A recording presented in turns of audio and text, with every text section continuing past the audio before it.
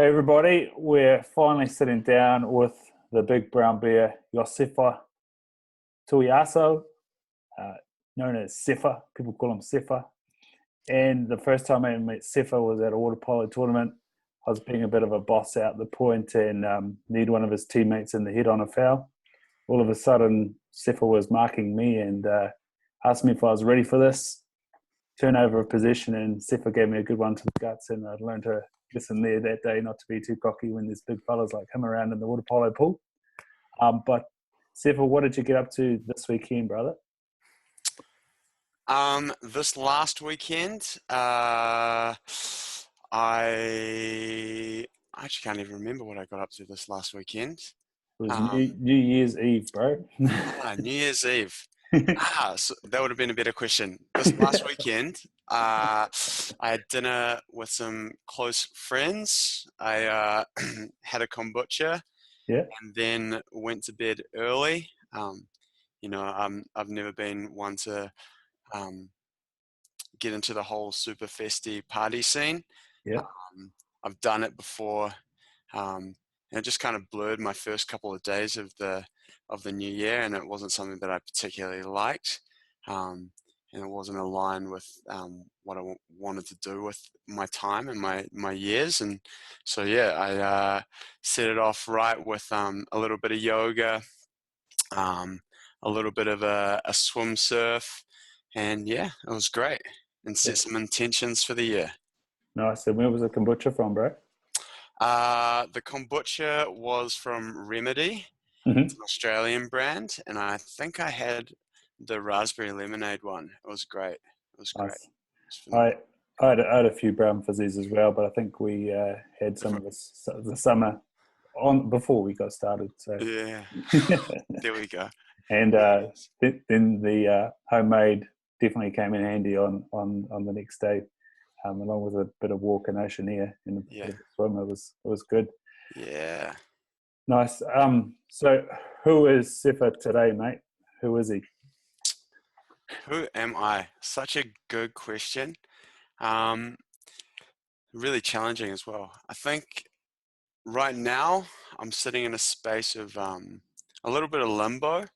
Uh, this new year or this past year has been a place of lots and lots of learning and experiencing.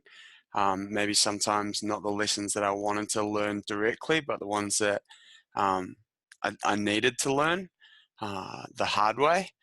And so right now is just creating um, a lot of what my purpose and passions are, and making them a feasible, I guess, employment strategy for the future, and seeing where that kind of goes. Really, really excited.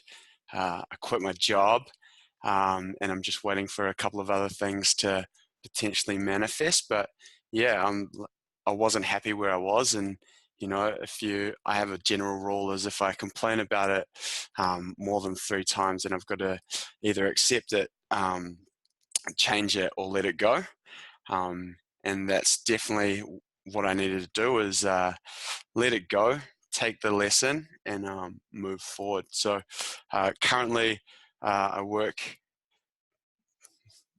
at a high school, working with a bunch of youth athletes, and we've done some amazing things in the last year, in terms of changing the I guess the expectations of performance to what are the basic needs of athletes, and moving into that space of how we can coach better and service like the basic needs of what our youth really need, and how sports can really teach those lessons in leadership in particular.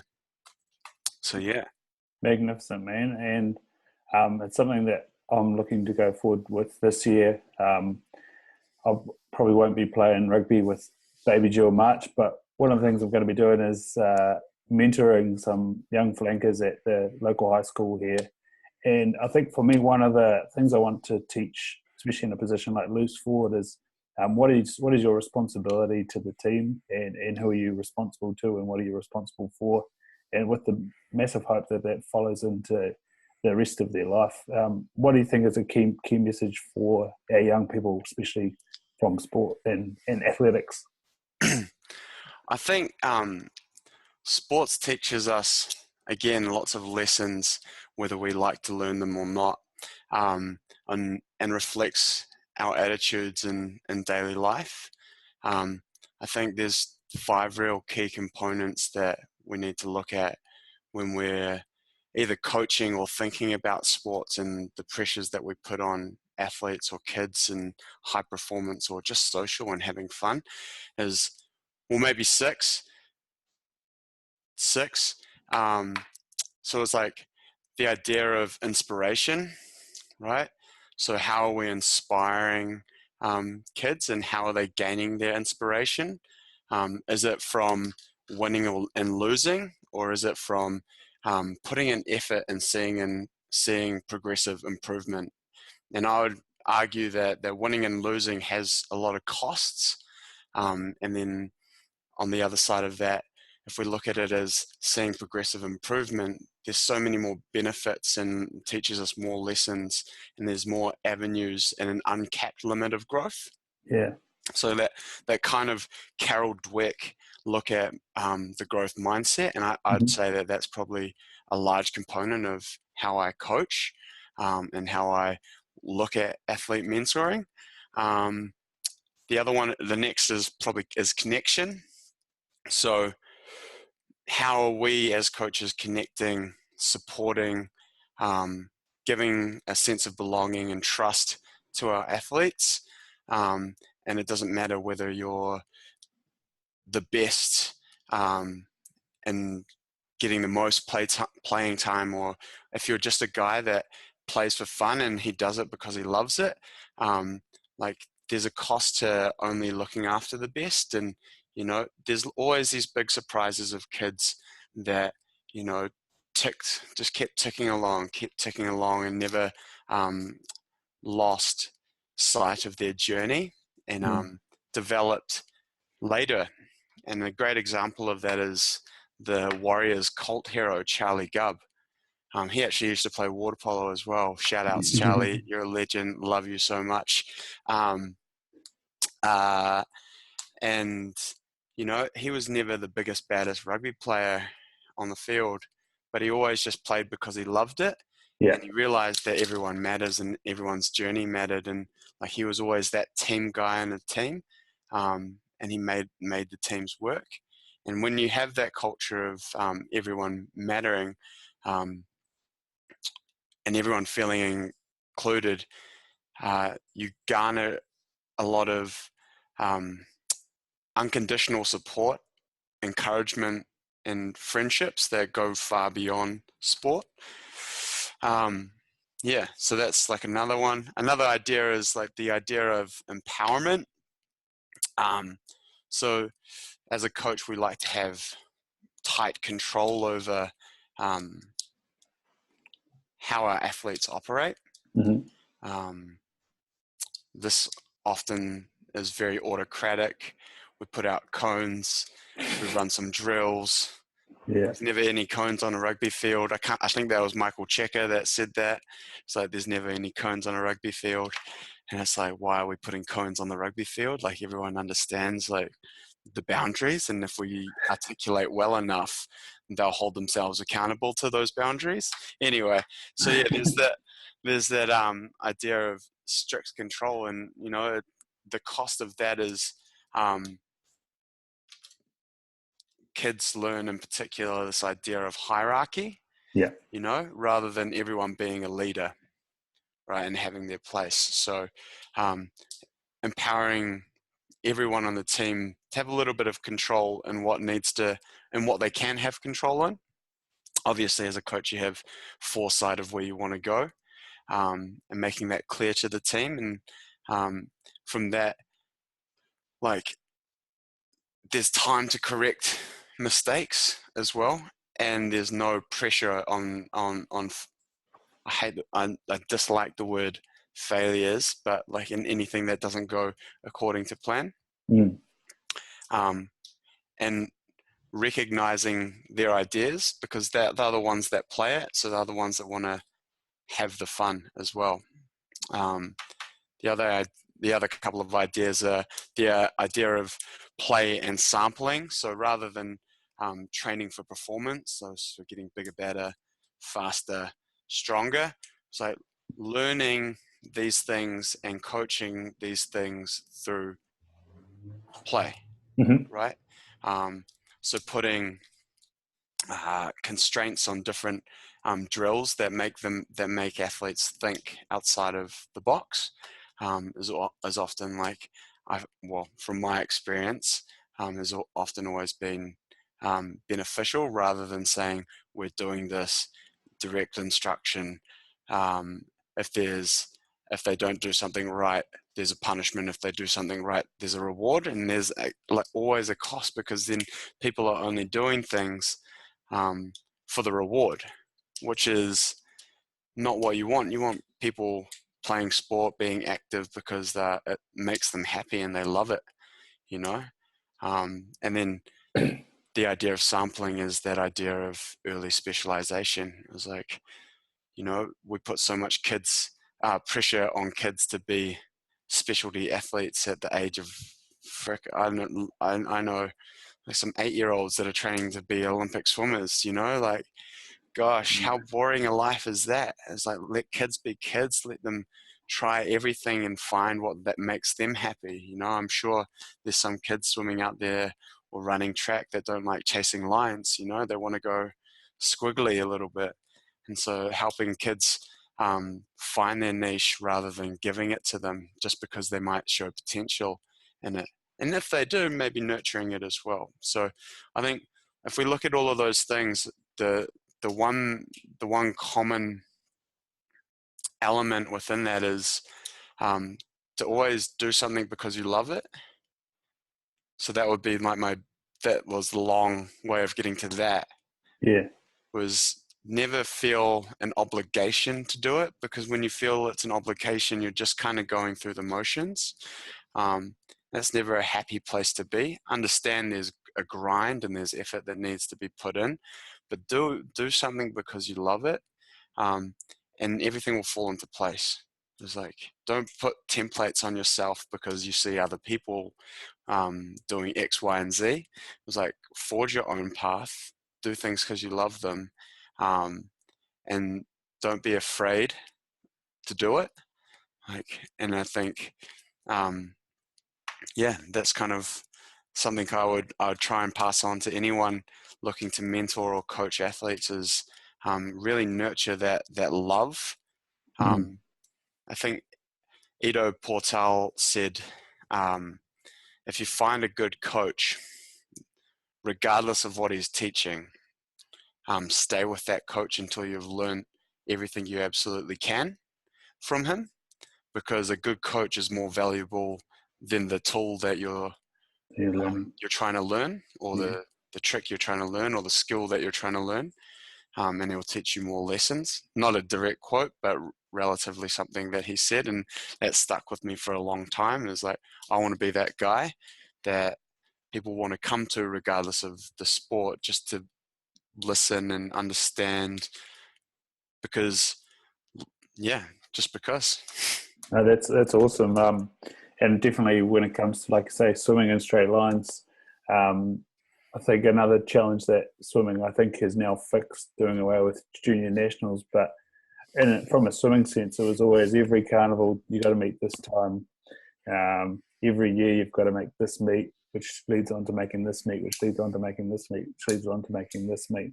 It was never about some slight skill acquisition, but it was never about, hey, putting in this work for this period of time creates this picture. And I think that's one of the big reasons why swimming, when people get to sort of 15, 16, they go, look, I've had enough of staring at a black line. I'm out of here. And thank God for me, waterpolo came along early in high school, and like you say, it was about fun, it was about love. We're still in the pool working hard and, egg beating for an hour and a half. But it was so much fun. It was with your mates. It was that companionship, connection. We're all there for each other. And hey, as Southland, we'd go to nationals and get our ass kicked, but it was still fun. It was a great time with the team, and like I say, we learned a lot out of that, even though in binary we failed, but we had a great time. And those guys I played water polo with back in the day are still good mates with. So you're exactly right. And at the end of the day, like, these kids that are the winning junior nationals or whatever, it's probably more important to the parents than it is to them. They're actually still playing because they want to play. And it's like they won't remember that gold. I can't remember any results that I had like when I was playing that age. And it's like, but I do remember like lots of feelings and like and I'd often have like these come downs after tournaments because I would be like, shoot, I've just loved being around these guys for such a long time, and we've forged such a awesome friendship over a week away, and I learned so much about myself during these times. It was like, oh, now I'm in solitude again. Cool, I'm back to reality, and that's real special. So like, and those were like some of the best times of my life. And funny you say that as well, is like that you're working hard and but you're still enjoying it. When I was in the States, we did buds training, so Navy SEALs training. And one of the things that really stuck with me with those guys was this concept of embracing the suck. And they showed us a photo of a guy who had this mean mug on, like carrying this giant log, like looking like he was just so determined. And then this guy carrying the same log, and he was smiling. And they asked us, like, which guy do you think made it through training camp or made it through buds? And we were like, the guy that had the mean mug, he looked so focused. He was like, nah, it was a guy that loved every second of the training because he was able to embrace every moment and see the potential of his growth through it. Not the guy that was just doing it because he wanted to be a Navy SEAL. He was like, so always that big picture and doing things again with love. Absolutely, and that's what goes back to what you're saying. Those people out there that chip away at it and love it. They're the ones that succeed through. And it's just, you've reiterated something that I heard on the Choco Willink podcast. Is there's a guy that's like ripped as, strong as, they're out. The guys that are fit as, can run for miles, can swim for miles, they're out. It's the ones that are just enjoying it, loving it, there for each other, supporting each other, that get through. And that's why SEALs are so tight knit and awesome.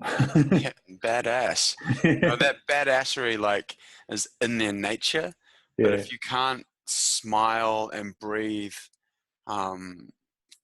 through the tough stuff, it was like, how are you going to react again in maybe a firefight or when they actually put in a life or death situation? Are you going to go hard and silent and cold, or are you going to be able to communicate and smile and talk and be like, okay, like this is what we need to do? And that's where that trust is again garnered in those guys, is because they're able to communicate so well through all of the craziness and the challenges. And you hear Sebastian Joga saying about just normal military, the ones that have the highest rates of PTSD. But the guys from SEALs, their levels of anxiety are high when they're sitting around doing nothing. The moment they go into battle, they're relaxed and chilled. It drops down. It's an incredible state, and that's probably something that you see come through in athletes. I was listening to Jeff Nowitzki talking about the UFC, like guys, they're out the back, they're warming up, they don't see the crowd, they don't see anything, and they have to walk out to this arena, and you'd think that it'd just, blow up some people, but actually they walk out there, and that's when they switch on. And they're thriving. That's epic. Playing water polo at a high level, if they're just people that you in your team or that you turn up against that you can see that they're on and this is going to be a hard day or this is going to be a great day with this team. Yeah, I've been through. I've played a lot of sport, a lot of water polo, in a lot of different countries, for a bunch of different teams, and you can tell a good team again, by their coach, like what the potential is for a good team through their coach. Um, I'm a firm believer that attitude is like a direct reflection of leadership. So if you have a coach that is high strung, really tense, uh, bouncing off the walls, complaining at all these calls that have been making. Again, going back to that whole punishment, carrot and stick philosophy of training, you know, that's a direct reflection of how the team will operate. And so when I walk into teams, and it's a lesson that I've learned is never sign a contract before you know the coach. Yeah. And that was a hard lesson that I learned, and I've been helping a couple of athletes go and play professionally overseas recently, and every single one of them that I send overseas or have a little bit of a hand in helping them get overseas, I wouldn't send if I didn't really 100% believe in the coach, or I wouldn't put them in a situation where they wouldn't learn and grow. But yeah, so back to the question, which was, Who when you're playing with somebody, who's some people that you've played with or oh played yeah, against? You just know. so some people like their names. Nah, just areas of and experiences with it. My most recent experience, we had two really great leaders in the team I played for in Brisbane. Mm-hmm. Very different characters, but they were exactly like what we're talking about in that SEAL mentality. Um, Before the game, you could see that they were moving around a lot, but as soon as they hit the water, it was just like there was like a calm that kind of washed over them. Um, I'll drop their names. This guy Billy Miller and another guy Reese Howden.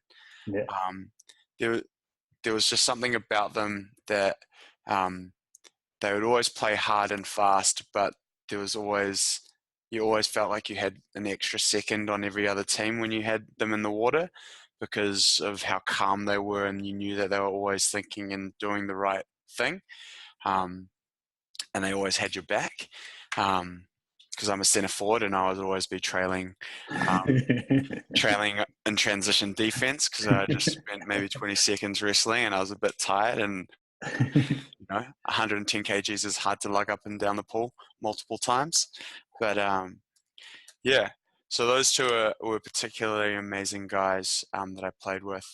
And then there's lots of grinders that I played with in the States that weren't they weren't starters, and they might not have even got too much play time, but they were the guys that showed up every day, and they were the guys that in the locker room would be making jokes, and they were the guys that you would want to go and have coffee and study with, and they're the guys that you would love to go and eat with because there was no pressure to talk about the stuff that you'd just been training about for the last 6 hours or 3 hours, depending on how long training went, So those guys were always amazing. They might have been called like our B team or something like that, but they were often like the guys that made the team, and they were the fiber of the team. Nice, mate. But yeah. Awesome. So probably we'll shift on to one of our transition questions, which is what's a characteristic of you as 5 years old that shows through today, man? Who is Sefa at 5 years old? Shit. That's a super challenging question because I can't remember myself at 5 years old. Or around then, primary school, Sefa. I think I'm pretty stubborn. Yeah. I really liked getting my way, but I also that kind of transitioned into not wanting to quit it on something until I got it. So a little bit more relenting and pursuing a task or a skill. So if I couldn't do X, I would try and do it I would practice it and practice it and practice it until I got it. Like I can remember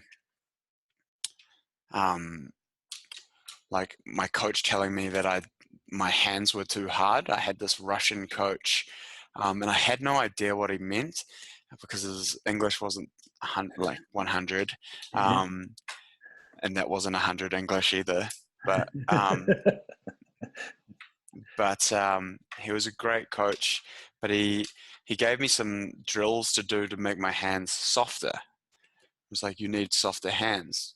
And so I can remember every night, like in my bed, just playing, like juggling, lying in my bed, juggling until my hands were softer and I couldn't hear the ball in my hand, like things like that. And I still do them. I think I've had a huge learning this year of holding myself to the same standards that I hold other people to, because I kind of let that go for the last year. Just moving more into a coaching space and trying to figure out how I can balance early mornings, late nights with getting my own training in and own practice in. But it's been really, really cool to learn that lesson. And, that's why I'm excited for 2018, is because I know that the possibility is endless and there's uncapped or untapped potential that I haven't gone into that I'm excited to kind of explore. But yeah. No, that's awesome. Something that probably water polo taught me. I played football since I was really young, and then getting into the pool and all of a sudden they're like, use your left hand. I played softball, cricket, soccer, all right dominant, and then they're like, oh, you need your left hand. You need two hands to play water polo. And it was just all of a sudden just trying to throw with the left hand. No, it's not great now, but at least I can kind of do it. Back then it was really good. I could catch, get up and hoof it in. How important do you think it is about being so dynamic in the pool, and especially in a position where you're being swamped by your opposition at centre forward? You've got that split second to grab the ball and turn it whichever way you can and try get it in the cage. What do you think that shows up in being dynamic and ambidextrous? So how does that reflect my life now? Yeah. Being ambidextrous and dynamic? Cool. I like that. I wouldn't say I'm complete ambidextrous. I can throw, I can juggle a little bit. But yeah, being dynamic. I like the word agile. Yeah. I think it shows up in, being able to see a complex situation and it might not be exactly the direction you're going, but moving to where you need to go. And that's similar to playing center forward, right? If we're going to use that metaphor, it's like a ball comes into the water. It might not be exactly into the center position. It might not be exactly where I wanted it to go, but I have to move to it to make something happen. And I guess, we can draw lots of correlations and metaphors to what that actually means. But it's like actually going after what you want rather than sitting back. Because another centre forward metaphor, if you just sit back, the centre defender is going to take. There's a guy behind you who's going to take everything from you, and then he's going to burn you down the pool and take what's his. Yeah. So which reminds me of a really cool story. I don't know if it happens anymore on school buses, but I used to catch a school bus every day to school and back home. And one day, the seniors on the bus put $20, and $20 back in the day actually bought you quite a lot of things. So it didn't just buy you like what is it, like 9 liters of gas now?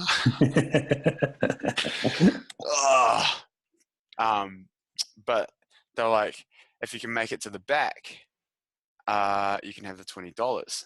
I was like, so I just have to go and get that $20. And they're like, yeah. little did I know it was a stitch up. It was, there was actually the gauntlet. And as Yeah. soon as I made like my first step, this guy just came flying out of nowhere and clocked me into the side of the bus. And I was like, shit. And I was like, the next day, I was like, put it back up there. I was like, I want $20. You're not just going to get a free shot, you know? So it was like, boom. And then it was just like, it was a little bit of craziness. Made it to the back seat, took the $20 and walked back. And I think I bought maybe like 20 bags of lollies or something like that. But yeah, it's all about taking what you want and going after it, because no one else is going to do it for you, right? Like, you got to own that shit. Not cool.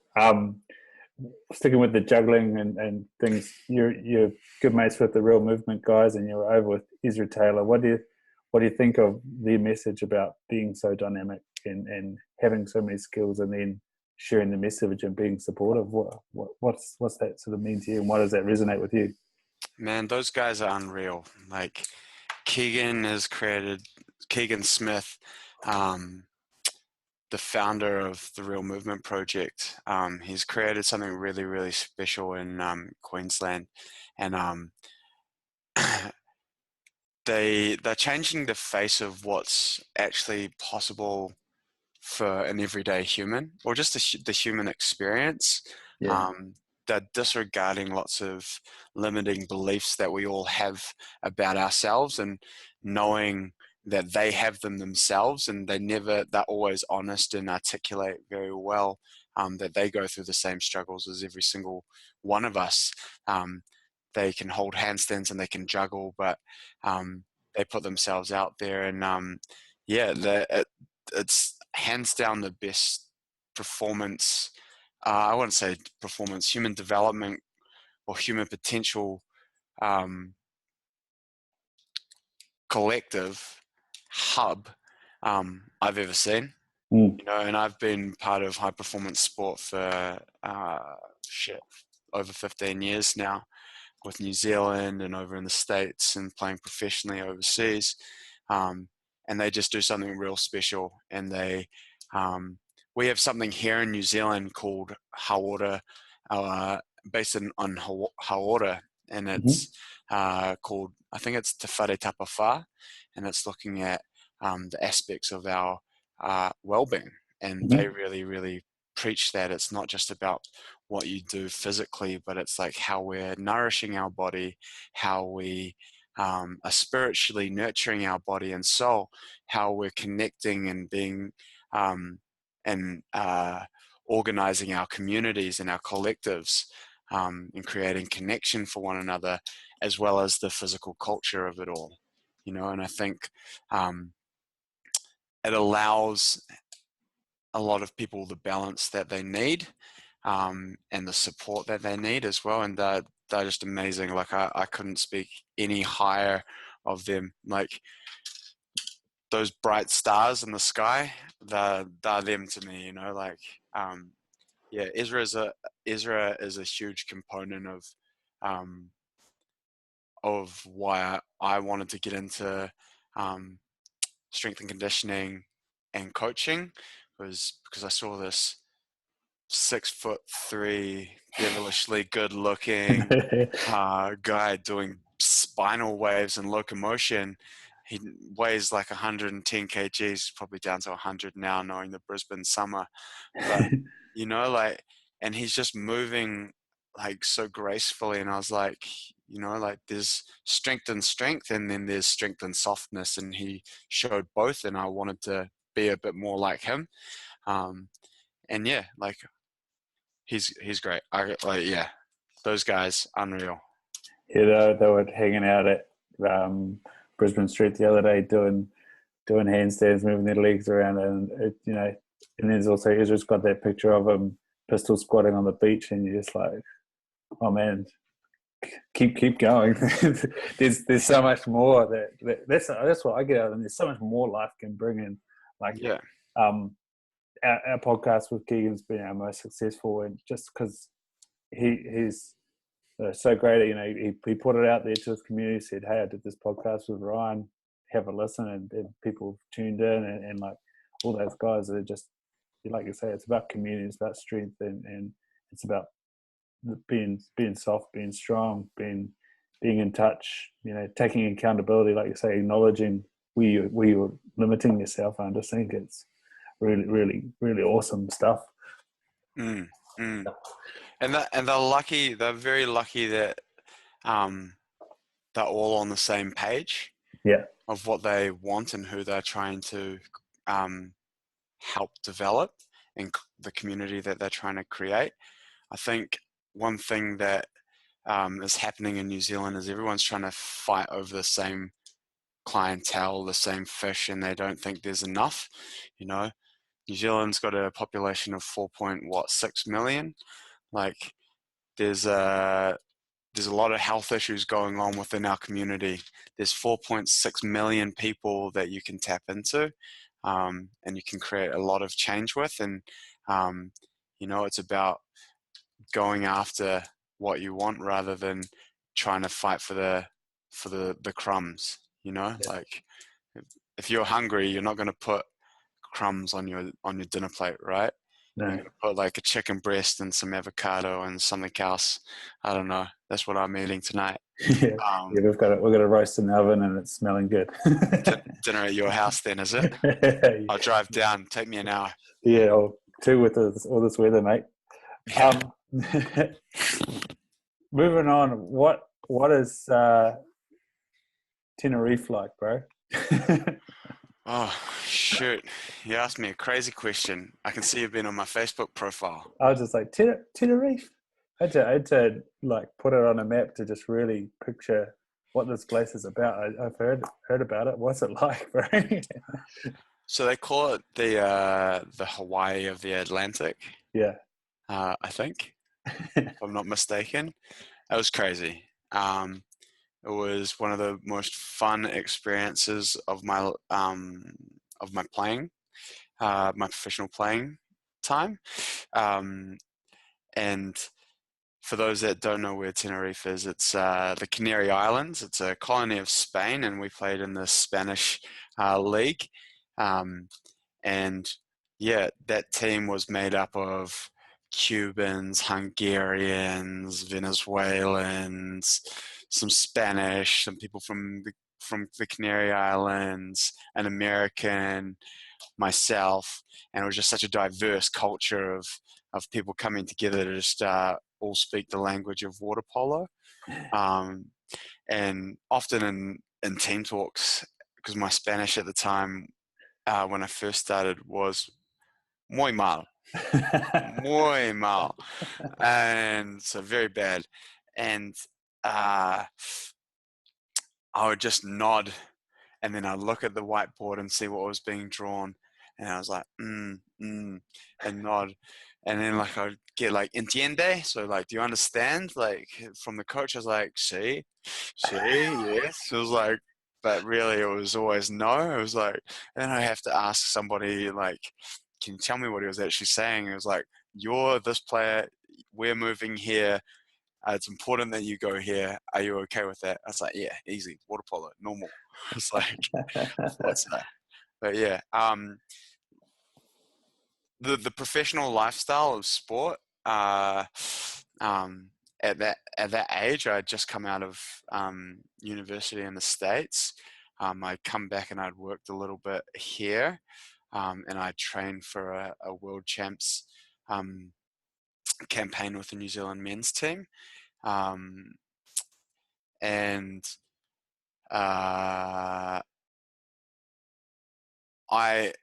I knew that I didn't want to come back to New Zealand. So when this, because I thought that the world was everywhere else but New Zealand was great at the time.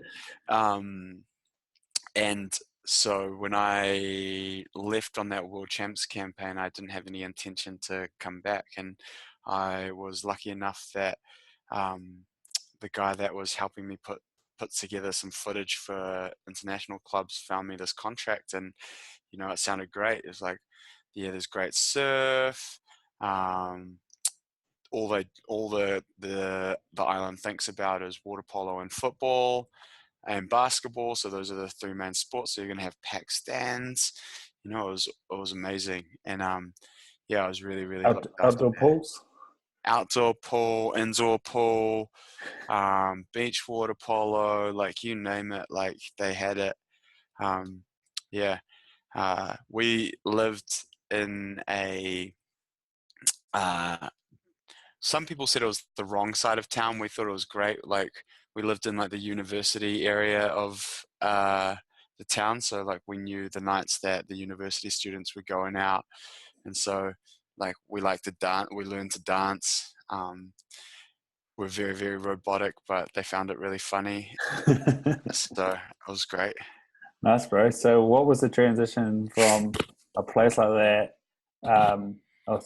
To a place like that, coming from a place like UC Berkeley. Like you see it on. It's always talked about Berkeley. It's a hotbed. What was it like being there? Yeah, I was really, really lucky. I Cal was a dream of mine from when the internet kind of started putting up profiles of teams, and I used to go online all the time and be like, what school could I see myself at? You know, like I'm a New Zealand kid.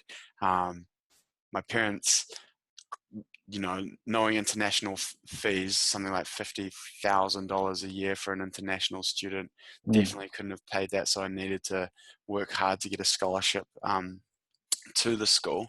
Um, yeah, it, it was a dream, and I went an unconventional way. So I went to a junior college and played 2 seasons at a junior college for the best coach that I've ever had in my life, Bruce Watson, who who in sport I love to emulate. He is now the head coach of San Jose State Waterpolo team, a program that was dead and now is thriving under his leadership.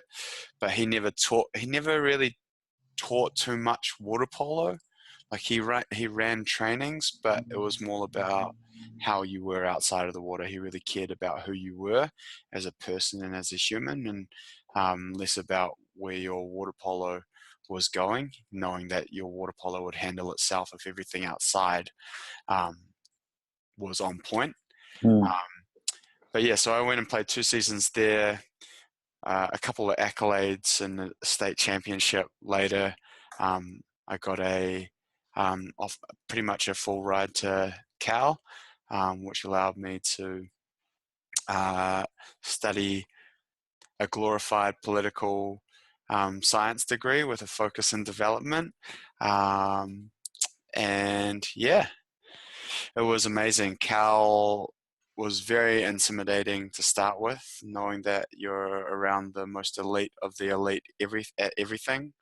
So whether they were engineers or whether they were basketballers or football players or um, political scientists, Yeah. there's an an unruly amount of Nobel Prize laureates or Nobel laureates there. Yeah, it was great. But the amazing thing with that culture at Cal is that they really care about holding everyone up rather than Hmm. um, fighting for grades and fighting for positions. Everyone's held here and expected to be there, so they do everything that they can do to get you there. And that was something that I really, really remember, is that always being held to like my highest potential, and nothing else was expected of me. It was like that's all that's expected of you, is that you give your best, like all the time. Um, yeah. Awesome. How did going to the States become an option for you? Like, you don't hear of many people being told, "Hey, you could do your university in the USA." You know, like where did that come from? um, Who was it in Wellington that said, mate, you're bigger than this? You know. well, I had no idea that it was an option. I just knew that, and I've never played because I wanted something out of the sport. Mm. Like again, like I've always played because I just loved it, and I've stopped twice because I stopped loving it. And I needed to refine that fire in my belly to like want to turn up at 5:30 in the morning to swim, because I never wanted it to be an obligation. It was actually a coach. He was the assistant coach. I don't know if I will get him in trouble if I say this, actually. Yeah, let's not go. No, so there was a coach at a tournament called the Pan Pacific Games, who was involved with the Cal team. Yeah. And then there was another coach that was involved with another team there. And, you know, I think they just saw like this big coconut guy, smiling, scoring goals, playing great defense. Biggest point defender ever. Did you say the best? Yeah, that's it. No. There's always someone bigger and better. Yeah. You know that. Yeah. And I had a really good tournament, and at the end of the tournament, he came up, and I think we got bronze, and I had like and they were playing in the final, and he was like really impressed. He came up and he asked me like, what am I doing? Like, how old am I? And I was like, I'm this age. I have no idea. I'll probably take a year off, train here in New Zealand.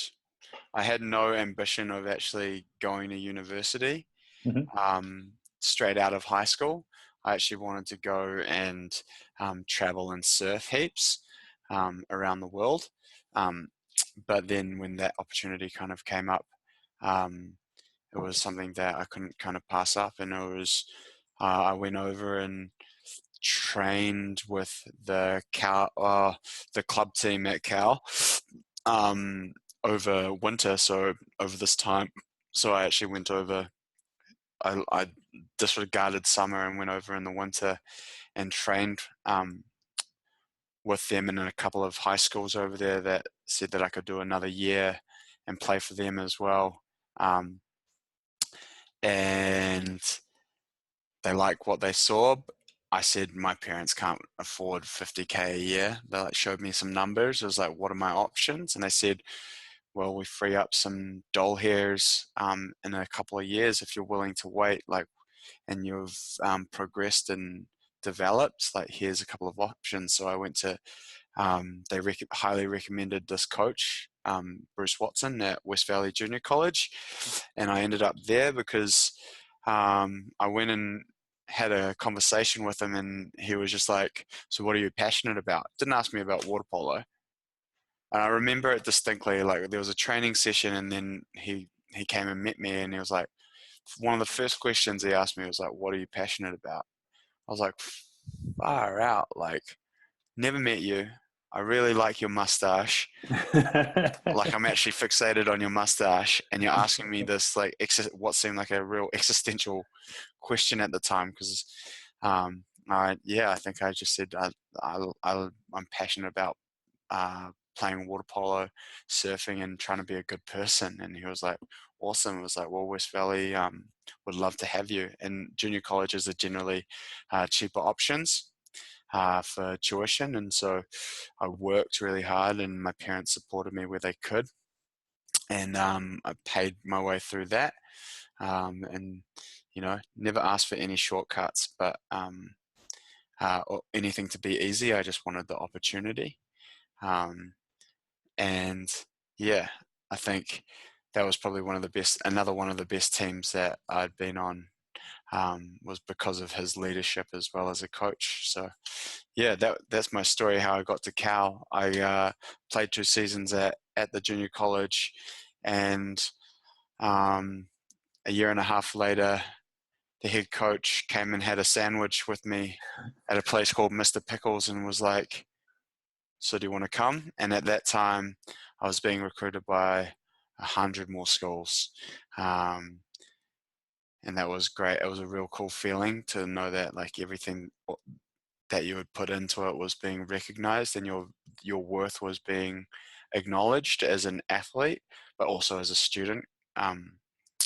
Yeah, because they wouldn't take somebody that could just play water polo and couldn't read a book. Yeah. So yeah. Did you have sort of a defining moment of, yeah, I'm going to do this, and yeah, this 2 years is going to get me there? Did you write anything down or landmark it or anything like that?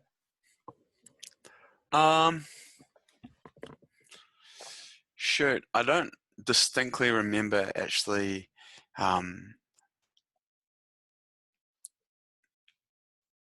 writing down anything. I just knew that as soon as I had that contact from those two coaches, so the one at the Pan Pacific Games and then the meeting with Bruce where he asked me, what am I passionate about? No one had freaking asked me that. There'd be like questions like, so what do you want to study? Or what do you want to be when you grow up? And I was like, far out, man, like relax. I don't know what I'm going to be. Like, I still don't know what I'm going to be. Yeah. But I'm working towards it every day. And I'm doing it with lots of love. And, that was probably the defining moment, is like just being like, yeah, I just want to be around somebody that cares about my growth as a person. And I think, there's this cap to where your parents can kind of take you, and sports coaches potentially in New Zealand. And there's always a grass is greener thing. You don't realize what you've got until you've left it. But yeah, like that was a defining moment for me, my bro. Awesome, man. You say come from a place of love, and you started the year off. You said started off right with some yoga. You know, people must look at you and go, "You do yoga," and like I get that, but I'm not meaning to put a stereotype on you. But looking at you, you'd think this guy does yoga, and then you just need to flick on your Instagram and see, oh, he also does handstands. you know, what does yoga mean to you? Yoga's like a place where I can like reflect on myself. I think there's like this place in where we live now. There's not enough reflection Mm-hmm. of a day, of an action, of a year. Like really looking and putting things into perspective. So it's a place where um, I can reset. I lost my practice halfway through last year, 2017, because I was living this very unhealthy lifestyle of thinking that if I hustle a little harder and don't look after me, that everything else will fall into place. So if I work on my business, if I work on coaching, if I work hard at work, then everything else, then I'll have time to look after me when I'm You've 40. done it. You've made it. When I've made Yeah. it. That's a load of horseshit. Yeah. It's like, if you can't put yourself first and you're always showing up half empty or half full, whatever you want to look at it, you're to work, you're only giving work at 50%. At coaching, you're only giving the people that you work with 50%. For your own businesses and entrepreneurial ventures outside, you're only giving that 50%. And so I refound my practice in December, and it was probably like the best thing that ever happened to me. And it allowed me to like again reflect on my year and like really set myself up to be like the best me. Because when I'm at 100 and I'm able to give 100% at coaching, 100% at whatever work I'm doing, like I really, really back myself that it's going to be outstanding. And yeah, so it's a place where yoga for me is that. It's a place where I can refine my breath. I think during the day when we get put in stressful situations, we lose our ability to breathe. And there's a saying, if you're not breathing, then you're not living. If you're not living, then you're not loving. And if you're not loving, then what's the point? Nice. You know? So Yeah. it's like, if you're not able to do like some basic things for yourself and reflect on everything that you've done and put things in perspective of a grand scheme or where you want to go, or your trajectory, you're setting yourself up for not success. And for me, success is not millions and millions of dollars. Yeah, it might be nice. It won't buy me what I really want and what I really see as success, and that's happiness. Yeah. Um, and knowing that everyone around me and in my community is happy and healthy and thriving, not just surviving on their day to day, but really, really thriving. So, yeah. No, that's powerful. Well, I think my dinner's ready, and I won't hold you away from your dinner. Just on that, I know there's a lot of going around now about time restricted eating. Do you follow any of that? Well, yeah, I don't necessarily eat after 8 o'clock. Yeah, I'll definitely let you go. Yeah. Well, I don't take 45 minutes to eat, but but yeah, at the moment my nutrition is as much whole foods as possible, so as little processed, and eat what's in season. Like that's it. Like Beautiful. I don't want anything that's been frozen and got some chemical like push through it to keep it green or red or whatever. Like I want something that's as whole as possible, as organic as possible, and as in season as possible. Yeah, That's and it. I I eat like meat. it. Yeah, man. Yeah, No. So awesome. So grateful for this, and so cool. Share it, because that day we met in person again was an awesome connection, yeah, and what you do and how you speak, and what you speak of is so inspiring and resonating, and it's so awesome to get it out there. Where can people follow along and get these little gems every now and again? 2018 is going to be an amazing year. I don't particularly use my Instagram as much as I should, or as much as Gary Vee says I should. Um, Daily vlogging. yeah, tag Gary Vee in this blog. Last minute of our blog of our podcast. There we go. Um, He always comes up. Yeah, he's he's in the gold. vernacular, Yeah. right? Mr. Gary Vee. Does anyone know his last name? What's his name? Last name? Vaynerchuk. Yeah, there we go. That's it.